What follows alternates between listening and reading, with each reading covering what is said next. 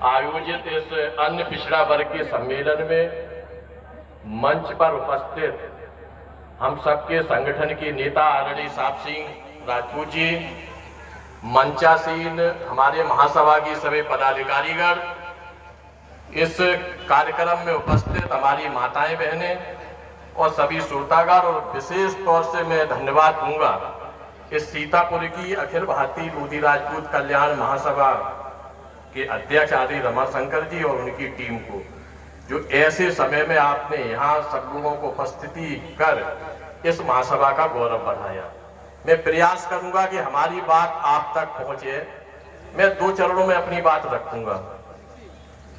हम सब लोग एक चीज जानते हैं कि जिस महासभा में आज हम लोग कार्यक्रम कर रहे हैं, जिस बैनर के नीचे, यदि बैनर में कल्याण शब्द अगर हटा दिया जाए तो मैं दावे के साथ कह सकता हूं, और आप लोग भी जानते होंगे कि लगभग आधा दर्जन महासभाएं चल रही हैं, लेकिन उन महासभाओं में जब हम तुलना करते हैं तो उसमें जो कल्याण शब्द आता है, इस वजह से इस महासभा का अस्तित्व अलग बढ़ जाता है।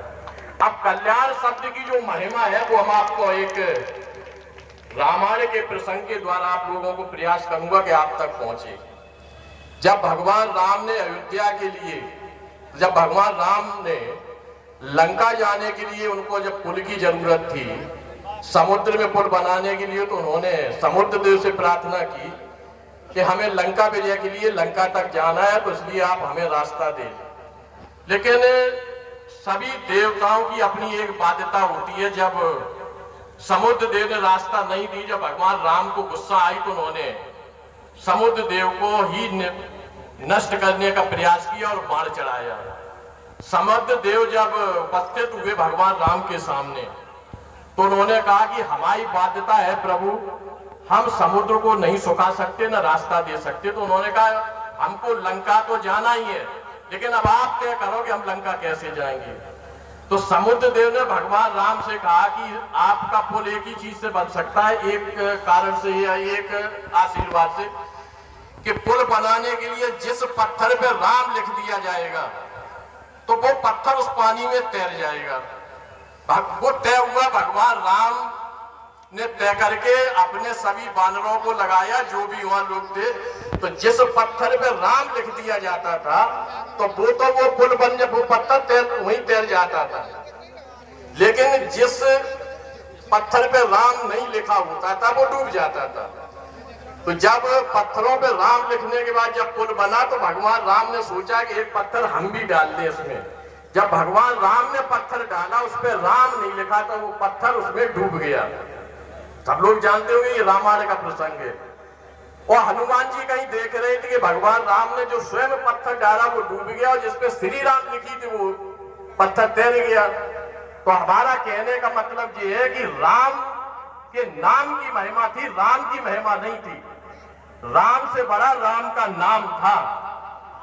और इसी वजह से इस कल्याण महासभा में जब हम सबके श्रद्धेय बाबूजी कल्याण सिंह का नाम आया, कल्याण, इसलिए इस महासभा की अपनी एक अलग पहचान, अपना एक अलग अस्तित्व है। ये हम सब लोग जानते हैं कि उत्तर प्रदेश की राजनीति में कल्याण सिंह के नाम को हटा के किसी माईलाल की ये हैसियत नहीं है कि उत्तर प्रदेश में राजनीति कर सके।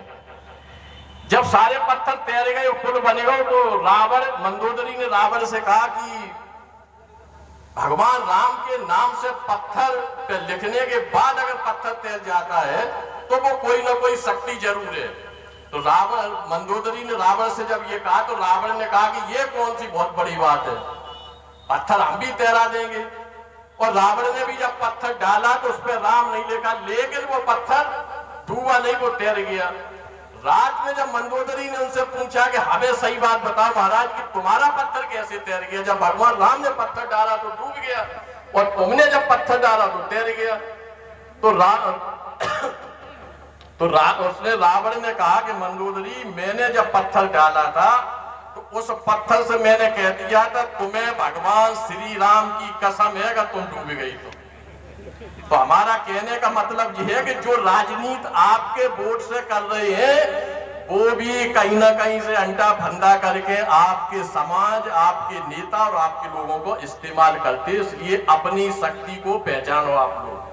जिस दिन अपनी शक्ति को आप लोग पहचान लोगे तो बगैर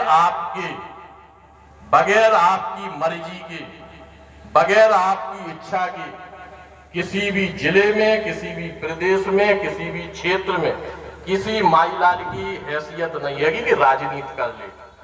और यूपी में कम से कम 100 सवा से ऐसी सीटें हैं